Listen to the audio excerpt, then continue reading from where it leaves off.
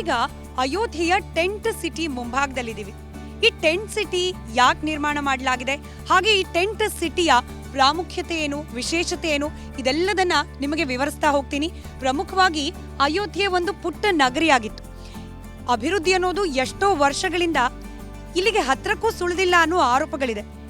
ರಾಮಭಕ್ತರು ಆಗಾಗ ಬರ್ತಾ ಇದ್ರು ಕೂಡ ಹೆಚ್ಚಿನ ಸಂಖ್ಯೆಯಲ್ಲಿ ರಾಮಭಕ್ತರು ಆಗಮಿಸದೇ ಇದ್ದ ಕಾರಣಕ್ಕೆ ಹೆಚ್ಚಿನ ವಸತಿ ಗೃಹಗಳಾಗ್ಲಿ, ಹೋಟೆಲ್ಗಳಾಗ್ಲಿ ಇದರ ಸಂಖ್ಯೆ ಬಹಳ ಕಮ್ಮಿ ಈ ದಿನಕ್ಕೂ ಕೂಡ ಅಯೋಧ್ಯೆಯಲ್ಲಿ.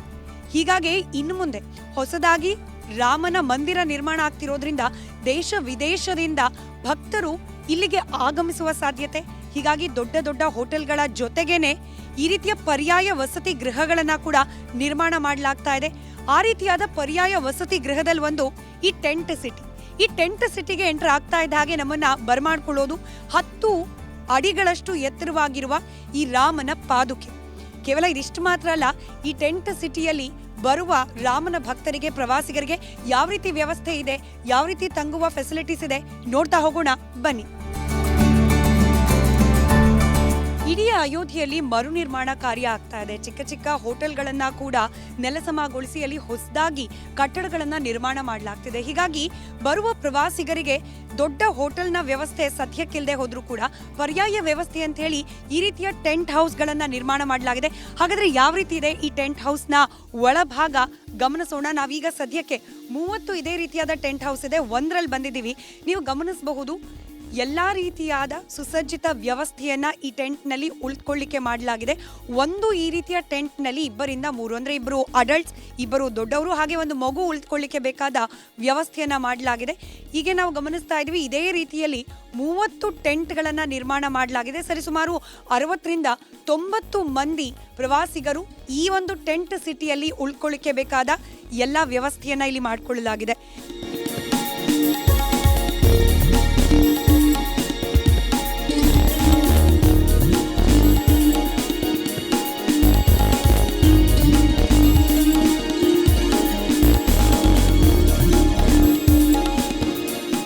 ಇಲ್ಲಿಗೆ ಬುಕಿಂಗ್ ಮಾಡ್ಕೊಳ್ಬೇಕು ಅನ್ನುವ ಪ್ರವಾಸಿಗರು ಆನ್ಲೈನ್ನ ಮೂಲಕ, ಹಾಗೆ ಫೋನ್, ಅವ್ರದ್ದು ವೆಬ್ಸೈಟ್ ಇದೆ, ಟೆಂಟ್ ಸಿಟಿಯ ವೆಬ್ಸೈಟ್, ಆ ವೆಬ್ಸೈಟ್ನ ಮೂಲಕ ಅಥವಾ ಫೋನ್ನ ಮೂಲಕ ಕೂಡ ಸಂಪರ್ಕ ಮಾಡಿ ಬುಕಿಂಗ್ ಅನ್ನ ಮಾಡ್ಕೊಳ್ಬಹುದು. ನಮಗೆ ಗೊತ್ತಿರೋ ಹಾಗೆ ಜನವರಿ 22ಕ್ಕೆ ಅಯೋಧ್ಯೆಯಲ್ಲಿ ಏನು ರಾಮ ಮಂದಿರ ಉದ್ಘಾಟನೆ ಆಗಲಿದೆ. ದೇಶ ವಿದೇಶದಿಂದ ಪ್ರವಾಸಿಗರು, ರಾಮ ಭಕ್ತರು ಆಗಮಿಸ್ತಿದ್ದಾರೆ.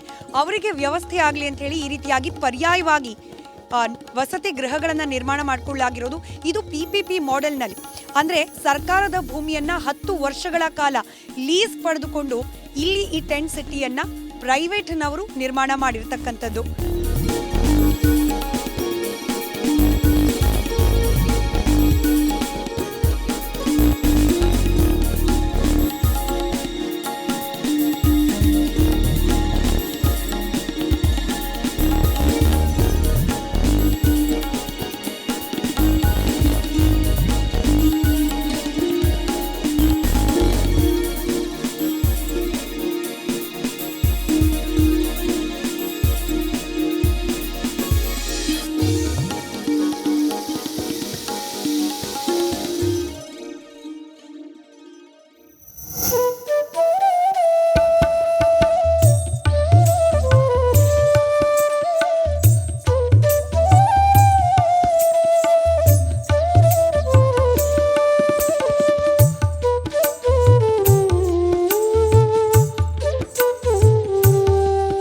ರಾಮಾಯಣದಲ್ಲಿ ಬರುವ ಪ್ರತಿ ಪಾತ್ರಕ್ಕೂ ಕೂಡ ಅದರದೇ ಆದ ಪ್ರಾಧಾನ್ಯತೆ ಇದೆ, ಪ್ರಾಮುಖ್ಯತೆ ಇದೆ.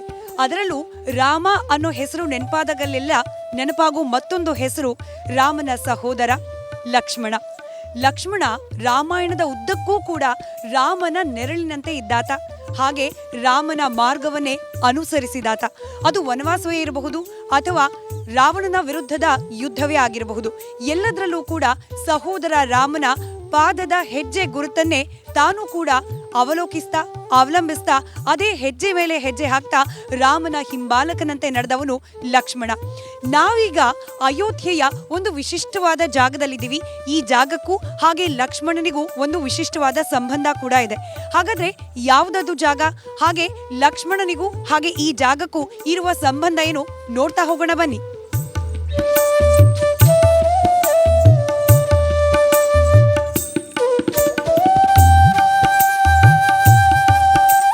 ಲಕ್ಷ್ಮಣ ಶೇಷನಾಗನ ಅವತಾರ ಅಂತ ಹೇಳಿ ಪುರಾಣಗಳಲ್ಲಿ ಉಲ್ಲೇಖ ಮಾಡಲಾಗಿದೆ.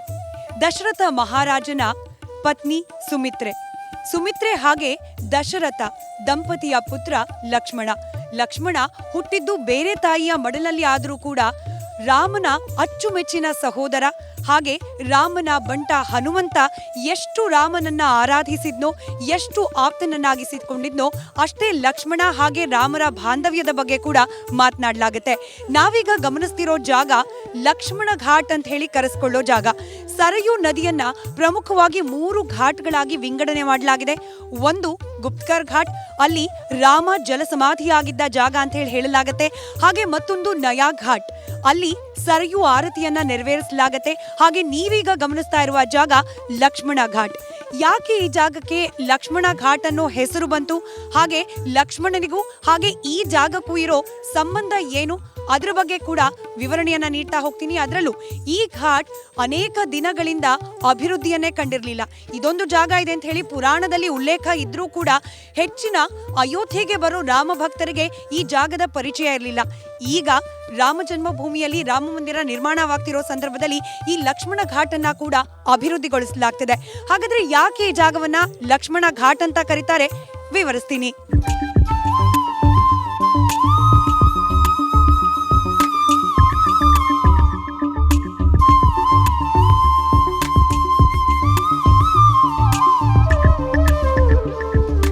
ಪುರಾಣಗಳ ಉಲ್ಲೇಖದ ಪ್ರಕಾರ ರಾಮನ ಅವತಾರ ಅಂತಿಮ ಘಟ್ಟಕ್ಕೆ ಬಂದ ಸಂದರ್ಭದಲ್ಲಿ ಆತನನ್ನ ಕರ್ಕೊಂಡು ಹೋಗ್ಲಿಕ್ಕೆ ಖುದ್ದು ಯಮಧರ್ಮರಾಜ ಅಯೋಧ್ಯೆಗೆ ಬಂದಿರ್ತಾನೆ.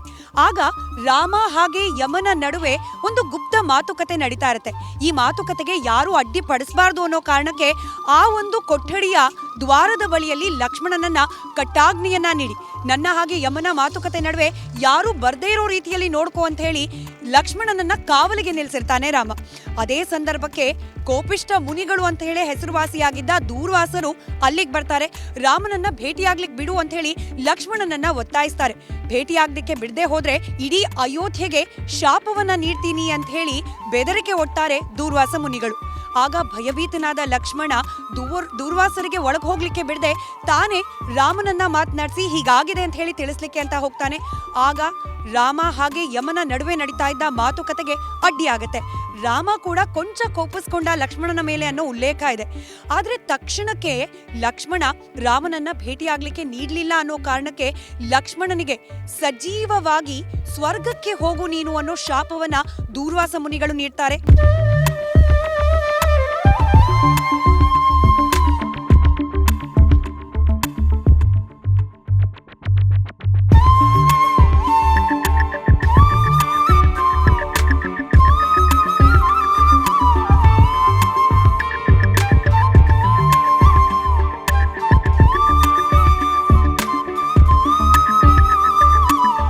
ಈ ಗುಪ್ತಕಾರ್ ಘಾಟ್ನ ಸ್ಥಳ ಮಹಿಮೆ ಬಗ್ಗೆ ಮಾತನಾಡಲಿಕ್ಕೆ ಇಲ್ಲಿನ स्वामीजी ಒಬ್ಬರಿದ್ದಾರೆ ನಮ್ಮ ಜೊತೆಯಲ್ಲಿ. महाराज नमस्कार, आपका नाम? हमारा नाम अवधेश पांडे है। अच्छा, आप हमें ये गुप्तकार घाट के बारे में बताएंगे, क्या है विशेषता? गुप्तार घाट यहाँ बहुत दूर दूर से लोग अब आने लगे। ये मोदी जी का शुक्रिया है, जो इतना विकास हो रहा है उन्हीं को जो हो रहा है। अन्य विकास कोई इतना आज तक का किया नहीं जितना उन्होंने वो विकास कर दिया। अब भरत जी को शंख बनाया, शत्रुघ्न जी को चक्र। भगवान इसी में अंतर्धाम हो गए, इसी में। हाँ, जो हम सरयू नदी देख रहे हैं सरजू जी में। और सरजू जी यहाँ उल्टा बहती हैं, दक्षिण से बही हैं, उत्तर को जा रही हैं। ये 4 किलोमीटर में ये मानसरोवर कैलाश से निकली हैं, दक्षिण से बही उत्तर को जा रही है। और यही अयोध्या में पूरब पश्चिम हो जाती है। यही गोरखपुर, देवरिया, पटना, बिहार होते हुए गंगा जी में मिल जाती है। इस मंदिर में कौन से भगवान है? राम लला? ये राम लक्ष्मण जानकी मंदिर है। राम है, लक्ष्मण है, सीता है, उनका जान है। और भगवान जब यहाँ आए हैं अपना अस्त्र बाण, धनुष बाण जो है कनक भवन में तैयार कर दिए थे। यहाँ अस्त्र बाण नहीं, धनुष बाण नहीं है। यही मेन स्थान है भगवान का। ठीक है, धन्यवाद। जय सिया राम। ಧನ್ಯವಾದ.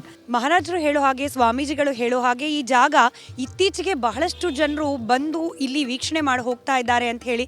ಇದು ಸರಿಸುಮಾರು ಅಯೋಧ್ಯೆ ನಗರಿ, ಮುಖ್ಯ ನಗರಿ ಏನಿದೆ ಅಲ್ಲಿಂದ 15 ಕಿಲೋಮೀಟರ್ ದೂರದಲ್ಲಿದೆ. ಫೈಜಾಬಾದ್ ನಗರಕ್ಕೆ ಸಂಬಂಧಪಟ್ಟ ಪ್ರದೇಶ. ಇಲ್ಲಿನ ಸ್ಥಳ ಮಹಾತ್ಮೆ ಏನು, ಇದನ್ನ ಹಿಂದಿಯಲ್ಲಿ ಹೇಳಿದ್ರು, ಅದನ್ನ ಮತ್ತಷ್ಟು ವಿವರಿಸ್ತಾ, ಹಾಗೆ ಎಲ್ಲಿ ರಾಮ ಜಲ ಸಮಾಧಿಯಾದ ಆ ಜಾಗವನ್ನ ಕೂಡ ನಿಮಗೆ ತೋರಿಸ್ತಾ ಹೋಗ್ತೇನೆ.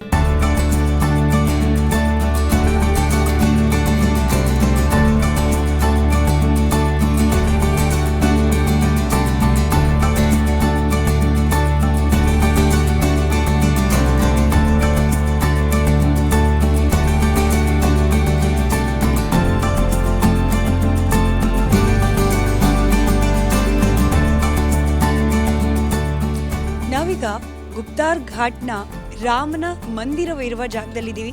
ಅಲ್ಲಿನ ಪಂಡಿತರು ನಮ್ಮ ಜೊತೆಯಲ್ಲಿದ್ದಾರೆ, ಮಾತನಾಡಿಸೋಣ. पंडित जी नमस्कार, आपका नाम? शिव प्रसाद तिवारी। अयोध्या में ऐसी कई जगह है किसके बारे में बहुत सारे लोगों को जानकारी नहीं है. ये गुप्कार घाट के भी बारे में भी बहुत सारे लोगों को नहीं पता है. आप बताएंगे एक क्षेत्र का स्थल पुराण क्या है?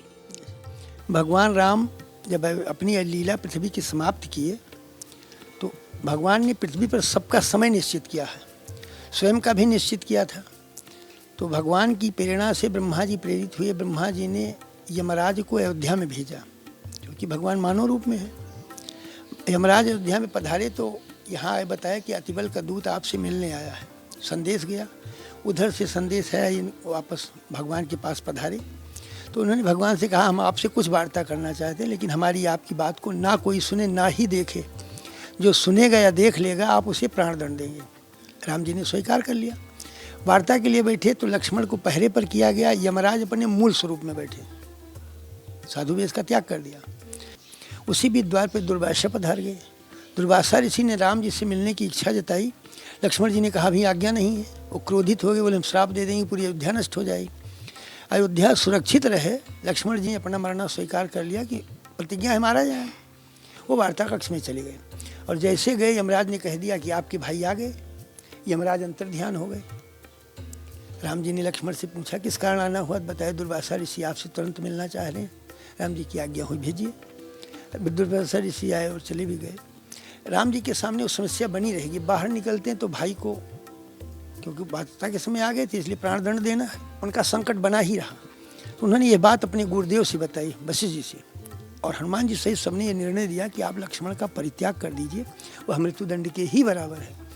राम ने वही किया. जब बाहर पधारे प्रणाम किया, आशीर्वाद नहीं दिया, बल्कि कहा कि मेरी आज्ञा का उल्लंघन किया है, इसलिए मैं तुम्हारा परित्याग करता हूँ. तो लक्ष्मण जी उसी समय चले गए सरजू तट. शेषावतारी थे, अपने मूल स्वरूप में पधार गए, जो लक्ष्मण घाट के नाम से अयोध्या में जाना जाता है. रामपैड़ी के पश्चिम है. बाद भगवान ने भरत जी से कहा कि अब हम भी प्रस्थान करेंगे, सीता भी नहीं है और लक्ष्मण भी चले गए. भरत जी ने कहा कि हम तो बिना आपके रह सकते नहीं. इन्होंने अपने भाई शत्रुघ्न जी को बताया. शत्रुघ्न जी मथुरा के राजा थे, तो वो भी बोले कि हम तो साथ ही आए तो साथ ही चलेंगे. वहाँ का राज बांट दिया अपने लड़कों को. 2 वर्ष के बच्चे थे, वो यहाँ चले आए अयोध्या. यहाँ जो 6 भाइयों के 6 बच्चे थे, इनको दूर दराज का राज दिया गया. उनको यहाँ से विदा कर दिया कि अपनी राजधानी बसाओ जाओ. भगवान ने फिर भौतिक सुखों का त्याग किया.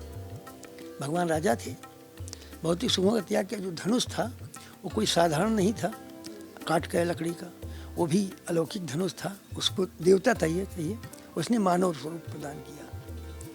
और भगवान के साथ अयोध्या की समस्त प्रजा, जीव जंतु पशु पक्षी नर नारी कीट पतंगे. ಇದು ಈ ದೇವಸ್ಥಾನದ ವಿಶೇಷತೆ, ಹಾಗೆ ಈ ಸ್ಥಳದ ಬಗ್ಗೆ ಇರುವ ಐತಿಹ್ಯದ ಬಗ್ಗೆ ಮಾತುಕತೆ ಆಗಿತ್ತು. ಹಾಗಾದರೆ ಇವರು ಹಿಂದಿಯಲ್ಲಿ ಹೇಳಿದ್ದೇನಿದೆ, ಕನ್ನಡದಲ್ಲಿ, ಅದರಲ್ಲೂ ಯಾವ ಜಾಗದಲ್ಲಿ ಪ್ರಭು ಶ್ರೀರಾಮ ತನ್ನ ರಾಮನ ಅವತಾರವನ್ನು ಸಮಾಪ್ತಿಗೊಳಿಸ್ತಾ ಅದೇ ಜಾಗದಿಂದ ವಿವರಿಸ್ತೀನಿ. ಮುಂದೆ ನೋಡೋಣ. ಸರಿಯು ತಟದಿಂದ ಗುಪ್ತಾರ್ ಘಾಟ್ನಿಂದ ರಾಮ ತನ್ನ ರಾಮನ ಅವತಾರವನ್ನು ಮುಗಿಸಿದ್ದು ಹೇಗೆ, ಎಲ್ಲಿ, ಯಾಕೆ ಅನ್ನೋದನ್ನು.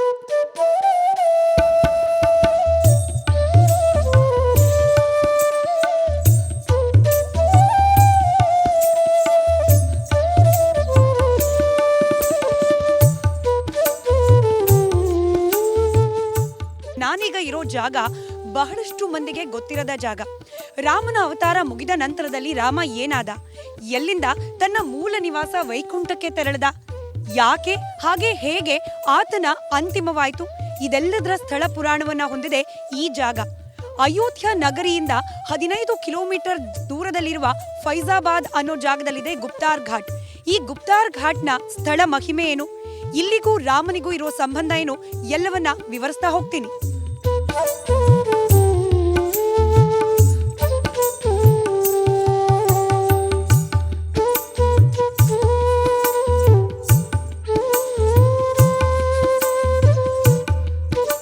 ರಾಮಾಯಣ ಹಾಗೆ ರಾಮಚರಿತ ಮಾನಸದಲ್ಲಿ ಉಲ್ಲೇಖ ಆಗಿರೋ ರೀತಿಯಲ್ಲಿ ಯಾವಾಗ ಜಾನಕಿ ಅಂದ್ರೆ ಸೀತಾ ಮಾತೆ ತನ್ನನ್ನು ತಾನು ಅಗ್ನಿಗೆ ಸಮರ್ಪಿಸಿಕೊಳ್ತಾಳೆ, ಆ ಕ್ಷಣವೇ ಸೀತೆಯನ್ನ ಬಿಟ್ಟಿರೋಕೆ ಸಾಧ್ಯವಾಗದ ರಾಮ ಪ್ರಾಣತ್ಯಾಗವನ್ನ ಮಾಡುವ ನಿರ್ಧಾರವನ್ನ ಮಾಡ್ತಾನೆ. ಆದ್ರೆ ತನ್ನ ಇಡೀ ಪರಿವಾರ ಹಾಗೆ ಅಯೋಧ್ಯೆಯ ಜನ ಹಾಗೆ ಋಷಿವರಿಯರ ಆದೇಶದಂತೆ ಅವರ ಮನವಿಯಂತೆ ಅಯೋಧ್ಯೆಯನ್ನ ಆಳುವ ಜವಾಬ್ದಾರಿಯನ್ನ ಮುಂದುವರಿಸಲಿಕ್ಕೆ ಒಪ್ಪಿಕೊಳ್ತಾನೆ ರಾಮ. ಸರಿಸುಮಾರು 11,000 ವರ್ಷಗಳ ಕಾಲ ರಾಮನ ಆಳ್ವಿಕೆ ಆಯಿತು ಅಯೋಧ್ಯದಲ್ಲಿ. ಆತನ ಜೀವಿತಾವಧಿ ಇತ್ತು ಅಂತ ಹೇಳಿ ಉಲ್ಲೇಖಗಳಿದೆ. ಹಾಗಾದ್ರೆ ರಾಮನ ಅಂತ್ಯ ಹೇಗಾಯ್ತು, ರಾಮ ಭೂಲೋಕದ ಯಾತ್ರೆಯನ್ನ ಮುಗಿಸಿದ್ದು ಹೇಗೆ ಅಂತ ಹೇಳಿ ನಾವು ಪುರಾಣಗಳಲ್ಲಿ ಹುಡುಕಿ ಗಮನಿಸಿದಾಗ ಅಲ್ಲಿ ಬರುವ ಉಲ್ಲೇಖವೇ ಈ ಗುಪ್ತಾರ್ ಘಾಟ್.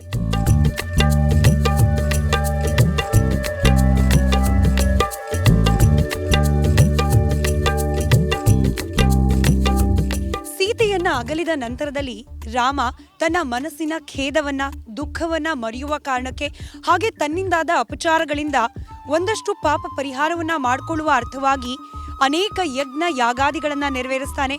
ಅಶ್ವಮೇಧ ಯಾಗ ಹಾಗೆ ವಾಜಪೇಯ ಯಾಗ, ಈ ಯಾಗಗಳನ್ನ ನೆರವೇರಿಸ್ತಾ ತನ್ನ ಮುಂದಿನ ಜೀವಿತಾವಧಿಯನ್ನ ಮುಂದುವರಿಸ್ತಾನೆ ರಾಮ ಅನ್ನೋ ಉಲ್ಲೇಖ ಇದೆ. ಯಾವಾಗ ರಾಮನ ಭೂಲೋಕದ ಯಾತ್ರೆಯ ಅವಧಿ ಮುಗಿಯತ್ತೆ ಆಗ ಖುದ್ದು ಯಮಧರ್ಮರಾಜ ಒಬ್ಬ ಮುನಿಯ ಬ್ರಾಹ್ಮಣನ ವೇಷದಲ್ಲಿ ಅಯೋಧ್ಯೆಗೆ ಆಗಮಿಸ್ತಾನೆ ಅನ್ನೋ ಉಲ್ಲೇಖ ಇದೆ. ಆ ಸಂದರ್ಭದಲ್ಲಿ ರಾಮನಿಗೆ ಈ ಲೋಕದ ಯಾತ್ರೆಯ ಅವಧಿ ಮುಗಿದಿದೆ ಅಂತ ಹೇಳಿ ಉಲ್ಲೇಖ ಮಾಡ್ತಾನೆ ಖುದ್ದು ಯಮಧರ್ಮರಾಜ. ಆಗ ರಾಮ ತನ್ನ ರಾಮಾವತಾರವನ್ನ ಸಮಾಪ್ತಿಗೊಳಿಸಲಿಕ್ಕೆ ಆಯ್ಕೆ ಮಾಡಿಕೊಂಡ ಜಾಗವೇ ಸರಯೂ ನದಿಯ ಈ ಭಾಗ ಗುಪ್ತಾರ್ ಘಾಟ್. ನೀವೇನು ದೃಶ್ಯದಲ್ಲಿ ಗಮನಿಸ್ತಾ ಇದ್ದೀರಿ, ಇದೇ ಜಾಗದಲ್ಲಿ ರಾಮ ಆಗಮಿಸಿ ತನ್ನ ರಾಮನ ಅವತಾರವನ್ನ ಸಮಾಪ್ತಿಗೊಳಿಸ್ತಾ ಅನ್ನೋದು ಉಲ್ಲೇಖ ಇದೆ. ಹೀಗಾಗಿ ಈ ಜಾಗವನ್ನ ಅತ್ಯಂತ ಪವಿತ್ರ ಕ್ಷೇತ್ರ, ಅತ್ಯಂತ ಪವಿತ್ರ ಸ್ಥಳ ಅಂತ ಹೇಳಿ ಪುರಾಣಗಳಲ್ಲಿ ಉಲ್ಲೇಖ ಮಾಡಲಾಗಿದೆ.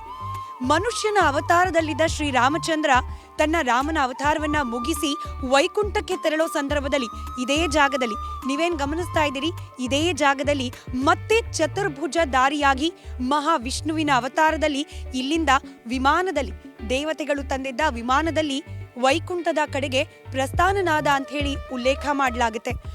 ದುರಂತ ಅಂತಂದ್ರೆ ಬಹಳಷ್ಟು ಮಂದಿಗೆ ಈ ದಿನದವರೆಗೂ ಕೂಡ ಈ ಗುಪ್ತಾರ್ ಘಾಟ್ನ ಸ್ಥಳ ಪುರಾಣದ ಬಗ್ಗೆ, ಇಲ್ಲಿನ ಐತಿಹ್ಯದ ಬಗ್ಗೆ ಮಾಹಿತಿ ಇಲ್ಲ. ರಿಪಬ್ಲಿಕ್ ಕನ್ನಡ ಇವತ್ತು ಕನ್ನಡದ ವೀಕ್ಷಕರಿಗೆ ಶ್ರೀರಾಮನ ಅವತಾರದ ಅಂತಿಮ ಘಟ್ಟ ಎಲ್ಲಿ ಹಾಗೆ ಹೇಗಾಯ್ತು ಅನ್ನೋದರ ವಿವರಣೆಯನ್ನ ಕೂಡ ನೀಡ್ತಾ ಇದೆ. ಇದೇ ಈ ಗುಪ್ತಾರ್ ಘಾಟ್ನ ವಿಶೇಷತೆ.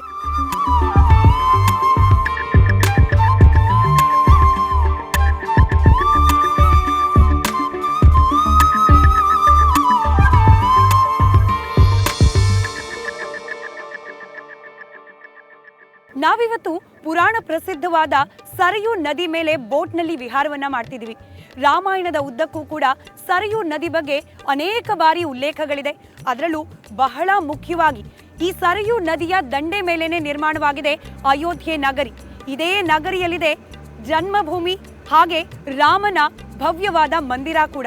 ಅದರಲ್ಲೂ ಶ್ರೀರಾಮ ಅವತಾರ ಸಮಾಪ್ತಿಗೊಂಡ ನಂತರದಲ್ಲಿ ಆತ ತನ್ನ ರಾಮನ ಅವತಾರವನ್ನ ಸಂಪೂರ್ಣಗೊಳಿಸಲಿಕ್ಕೆ ಆಯ್ಕೆ ಮಾಡಿಕೊಂಡಿದ್ದು ಇದೇ ಸರಯೂ ನದಿಯನ್ನ ಅನ್ನೋದು ಪುರಾಣದಲ್ಲಿರುವ ಉಲ್ಲೇಖ.